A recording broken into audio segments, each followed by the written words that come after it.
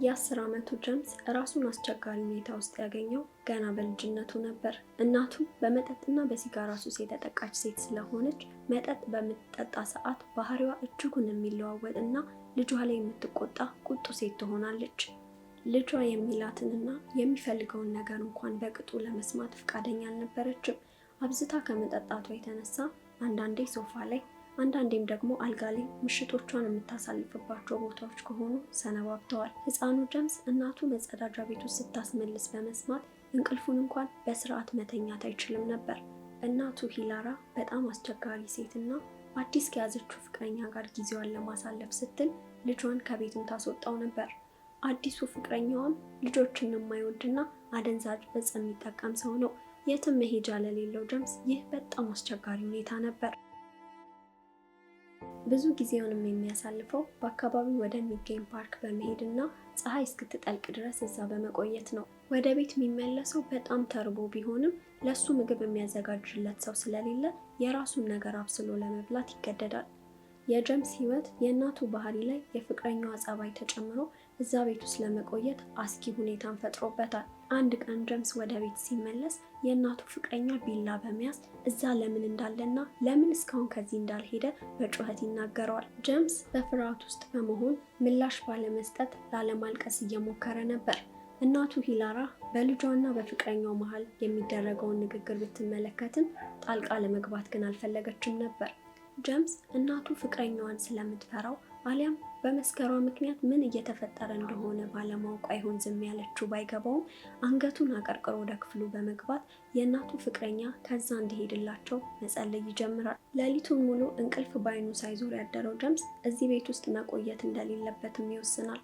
ጠዋት በመነሳትም በትምህርት ቤት ቦርሳዎቹ ልብሶችና አንዳንድ እቃዎችን በመያዝ ለማረፊያ የሚሆነውን ቦታ መፈለግ ይጀምራል።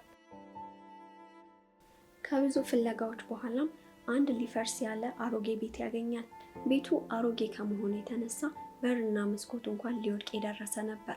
ምንም እንኳን ቤቱ ከውጭ ሲታይ ሊፈርስ የደረሰ ቢመስልም ውስጡ ግን ለመኖር የማይከፋ እንደሆነም ይመለከታል።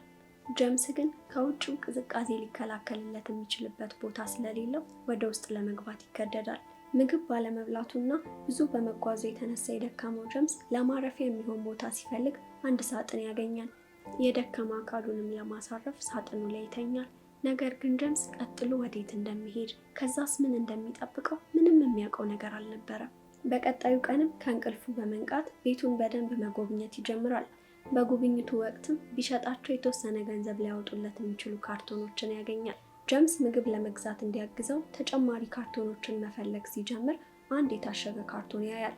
ጀምስ ከሌሎቹ ካርቶኖች ተለይቶ ካርቶኑ የታሸገው ውስጡ አንድ ነገር ቢኖር ነው ብሎ ስላሰበ በጉጉት ካርቶኑ የታሸገበትን ፕላስተር መላጥ ይጀምራል። ካርቶኑን ሲከፍተው ግን ያገኘው ነገር አይኑ ማመን አልቻለም ነበር። ካርቶኑ በብዙ ብሮች የተሞላ ነበር። ጀምስ በብዙ ጥያቄዎች ከራሱ ጋር መነጋገር ይጀምራል። ገንዘቡን ማን ያስቀመጠው? ገንዘቡን በወስደው ያስቀመጡት ሰዎች ተመልሶ ይመጡብኝ ይሆን እያለ ከራሱ ጋር ብዙ ካወራ በኋላ ገንዘቡን እዛው ያገኘው ቦታ በመተው ሊወስድ የሚመጣ ሰው ካለ ለማየት ይወስናል። ለጊዜው ግን በራብ የተላወሰ ሆዱን ለማስታገስ ሲል ከገንዘቡ ላይ ትንሽ በማንሳት ወደ ሬስቶራንት በመሄድ ምግብ አዞ ይመገባል። ከእናቱ ቤት ከወጣ በኋላ ጀምስ እና ምግብ የተገናኙበት የመጀመሪያው አጋጣሚ ይህ ነበር። የሚበቃውን ያህል ከበላ በኋላም ለቀጣይ ቀናት የሚሆኑትን አትክልትና ፍራፍሬ ለመግዛት በማሰብ የበላበትን ከፍሎ ከሬስቶራንቱ ይወጣል። ጀምስ ግብይቱን ለማድረግ ወደ ገበያ ሲወጣ በእድሜ ከፍ ያሉ ጥንዶችም አንዳንድ ነገር ለመግዛት ገበያ ውስጥ ነበሩ። በዚህ ጊዜ ታዲያ ትንሹን ጀምስ ይመለከቱታል። ልብሱ በመቆሸሹና በመጎሳቆሉ አዝነው ወደ ጀምስ ጠጋ በማለት ቤተሰቦቹ ወዴት እንዳሉ ይጠይቁታል። በብቸኝነቱና በደረሰበት ነገር ሆድ የባሰው ጀምስን ለጥንዶቹ አንድም ሳይቀር ታሪኩን ያጫውታቸዋል። ይህን አሳዛኝ ታሪክ የሰሙት ጥንዶቹ ታዲያ ለጥቂት ደቂቃ እርስ በርስ ከተነጋገሩ በኋላ ትንሽ ጊዜ እነሱ ጋር መቆየት ይችል እንደሆነ ጀምስን ይጠይቁታል። ጀምስ ጥቂት ካሰበ በኋላ አሁን ካለበት ሁኔታ የሚብስበት ነገር ስለሌለ ከጥንዶቹ ጋር ለመሄድ ይወስናል። ጥንዶቹ እድሜያቸው ገፋ ያለና የሚኖሩትም ከከተማ ውጪ ሲሆን ልጆች አልነበራቸው። ስለዚህ ለጀምስ የሚሆን ክፍል እንዳላቸው ሲነግሩት ጀምስ ለጊዜው ካረፈበት አሮጌ ክፍል እቃዎቹን ለማምጣት ይሄዳል። ልብሶቹን ከሰበሰበ በኋላ ያንን በገንዘብ የተሞላ ካርቶንን ቦታ ቀይሮ በማስቀመጥ ባገኘው አጋጣሚ ሁሉ እየመጣ ለመከታተል ይወስናል። የትንሹ ጀምስ አዲስ ህይወት ከጥንዶቹ ጋር ጀምሯል።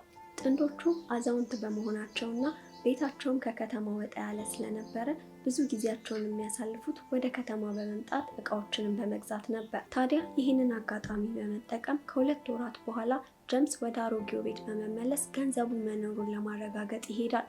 ቦታው ሲደርስ በሚገርም ሁኔታ ገንዘቡ አሁንም ጀምስ አስቀምጦት እንደሄደ ነበር።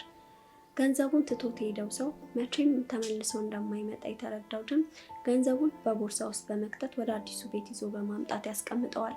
ስለ ገንዘቡ ግን ለማንም አልተናገረም ነበር።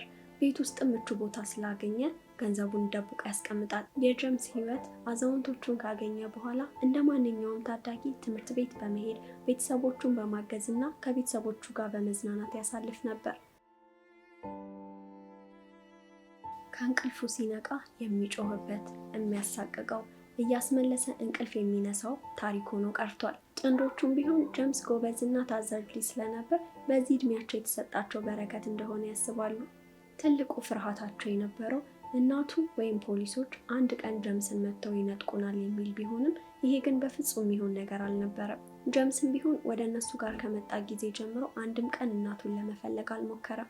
ምንም ቢሆን ግን እናቱ ካለችበት መጥፎ ሰዎችና መጥፎ ሱስ እንድትላቀቅ ሁልጊዜ ይጸልይላት ነበር። ምንም እንኳን የተሻለ ህይወት ቢኖርም እናቱ ካለችበት አስቸጋሪ ሁኔታ እንድትወጣ ግን የሁልጊዜ ምኞቱ ነው። ጀምስ በትምህርት ቤትና በቤት ውስጥ ደስተኛ ቢመስልም በልጅነቱ የደረሰበት ነገር ከባድ ስለሆነ ከዛ ስሜት ለመውጣት ሲል ማንበብንና ጥናትን ይህን ስሜት ለማስወገድ ይጠቀምባቸው ነበር። በትምህርቱም ከመደበኛ ወደ ከፍተኛ ትምህርት ይሸጋገራል። 18 ዓመት እስኪሆነው ድረስ እናቱን የማግኘት እድልም አልነበረውም። የሃይስኩል ትምህርቱን ከጨረሰ በኋላ የሕክምና ትምህርትን ለመከታተል ስለፈለገ ቤተሰቦቹን ያማክራቸዋል። ታዲያ በጀምስ አቅም የሚተማመኑት ቤተሰቦቹም በሀሳቡ ይስማማሉ። ትልቁ ችግር የነበረው ግን የሕክምና ትምህርቱን ለመውሰድ ከፍተኛ ገንዘብ ያስፈልግ ስለነበረ ያንን ማድረግ እንደማይችሉ በማዘን ይነግሩታል። እድሜያቸው ስለገፋም ከባንክ ገንዘብ መውሰድ እንደማይችሉም ያስረዱታል። ይህን የሰማው ጀምስ ምንም ማዘን እንደሌለባቸው በመንገር እነሱን ከማግኘቱ ከአንድ ቀን በፊት ስለተፈጠረው እያንዳንዱ ነገር ያጫውታቸዋል። ብሩንም ከደበቀበት በማውጣት ያሳያቸዋል። ጥንዶቹ ያዩትን ነገር ማመን አልቻሉም ነበር። ጀምስ እስከዛሬ ያልነገራቸው በሰዓቱ ትንሽ ልጅ ስለነበርና ይህን ሁሉ ገንዘብ ከየት ሊያመጣ እንደሚችል እንዳይጠራጠሩት፣ ሰርቆ ሊሆን እንደሚችልም እንዳያስቡ በመፍራት እንደሆነ ያስረዳቸዋል። ለ8 ዓመት ያህል ገንዘቡ እሱ ጋር ሲቀመጥ አንድም ገንዘቡን ፈልጎ የመጣ ሰው ባለመኖሩ ገንዘቡን ለመጠቀም ይወስናሉ። ገንዘቡን ሲቆጥሩት ከሚያስፈልጋቸው ብር በላይ ስለነበረ ጀምስ ለትምህርት የሚሆነውን ገንዘብ ከላዩ ላይ አንስቶ ቀሪውን ለቤተሰቦቹ ይሰጣቸዋል። ላደረጉለት ነገርም እንደሚገባቸው ይነግራቸዋል። ጥንዶቹ ያደረጉለትን ነገር እንደ ውለታ እንዲቆጥረው ባይፈልጉም ልጃቸው ገንዘቡን አጉል ቦታ ባለማጥፋቱ ግን በጣም ይደነቃሉ። ጀምስም እንደተመኘው የሕክምና ትምህርቱን መከታተል ይጀምራል። ህልሙን ለማሳካት ሲለፋ ቆይቶ ዶክተር ጀምስ ለመባል በቃ። በስራው ላይ ታታሪና ከመደበኛው ስራው ውጪ የድንገተኛ ህሙማንን በመርዳት ላይ ይሰራ ነበር። አንድ ቀን ላይ አንዲት የ50 ዓመት ሴት የሰውነት መመረዝ አጋጥሟት ወደ ድንገተኛ ክፍል ትወሰዳለች። በዚህ ጊዜ ጀምስ ሕክምና የሚያስፈልጋት ሴት እንዳለች ተነግሮት ሲመጣ አይኑን ማመን አቅቶት ደርቆ ቀረ። በጣም በመጎሳቆሏ ምክንያት እድሜዋ ከ50ዎቹ አልፎ 60ዎች ውስጥ ያለች ትመስል ነበር። ታማሚዋም ወላጅ እናቱ ሂላራ ነበረች። አሁን ላይ ግን እንደ በፊቱ በቁጣና በስካር ሳይሆን አብዝታ በወሰደችው መድኃኒት ምክንያት ተመርዛ ነበር። ጀምስ በሁኔታው በጣም አዝኗል። ያን ሁሉ በደል የፈጸመችበት ሴት ህይወቷ እጅ ውስጥ ገብቷል። ጀምስ ካረዳት በስተቀር ህይወቷ መቀጠሉ አደጋ ላይ ነው። ጀምስ ከራሱ ጋር ብዙ ከታገለ በኋላ ከበቀል የሚያተርፈው ነገር እንደሌለ ስለተረዳ ህይወቷን ለማትረፍ ይወስናል። ምንም ቢሆን ህይወት የሰጠችው እናቱ ናትና የሚያስፈልገውን እርዳታና ክትትል ማድረግ ይቀጥላል። ወደ የህክምና አመራሮቹን በመሄድ እናቱ መሆኗንና የሚያስፈልጋትን እርዳታ በሙሉ እሱ ሊሰጣት እንደሚችል ይነግራቸዋል። ሁሉም ሰራተኞች ለጀምስ ጥሩ ፍቅር ስለነበራቸው እናቱን ለመርዳት የሚያስፈልገውን ነገር ለማድረግ ይረባረባሉ። ጉዳዩ ቀላል ባይሆንም ከበርካታ ሰዓታት በኋላ እናቱን ካለችበት አስቸጋሪ ሁኔታ ውስጥ ለማውጣት ተችሏል። ጤናዋ እንዲሻሻልም ወደ ሌላኛው ክፍል ተዘዋውራ ማገገሚያ እንድታደርግ ተወሰነ። ጀምስ ፈረቃው ባይሆንም የእናቱን ሁኔታ ለመከታተል ሲል እዛው ይቆይ ነበር። ሂላራ በተኛችበት ስነቃ ቀኑ እየተገባደደ ነበር። እቅፍ አበባ በመያዝ ጀምስ ወደ ክፍሏ ይገባል። ምን እንደሆነች ባታስታውስም ራሷን ሆስፒታል ውስጥ ስላገኘች ከባድ ሁኔታ ውስጥ እንዳለች ጠርጥራ ነበር። ጀምስም ከዚህ በኋላ የህይወት መስመሯን ማታስተካከል ከሆነ እንደማትተርፍ ያስጠነቅቃታል። ሂላራ የጀምስን አይን አተኩራ ስትመለከት ጀምስ ያወቀችው መስሎት በጣም ተደስቶ ነበር። ነገር ግን እያለቀሰች ሰካራም እንደሆነችና ለልጇ ጥሩ እናት መሆን እንዳልቻለች ትነግረዋለች። አሁን የምትፈልገው ሁሉንም ያጣችውን ነገሮች መርሳት ነበር። ልጅ እንደነበራት፣ አሁን ላይ ግን ልጇም ሆነ የልጇ ፎቶ እንደሌላትና አብዝታ በወሰደችው መድኃኒት ምክንያት የልጇ መልክ እንኳን እንደጠፋባት ስትነግረው ጀምስ በሰማው ነገር በጣም ያዝናል። ትኩር ብላ እየተመለከተችው ልጅ ያንተ እኩያ ይሆናል፣ ምናልባትም በመንገድ ላይ ተላልፋችሁ ይሆናል ስትል ጀምስ ራሱን መቆጣጠር አቅቶት የእናቱ እቅፍ ውስጥ በመግባት ማልቀስ ይጀምራል።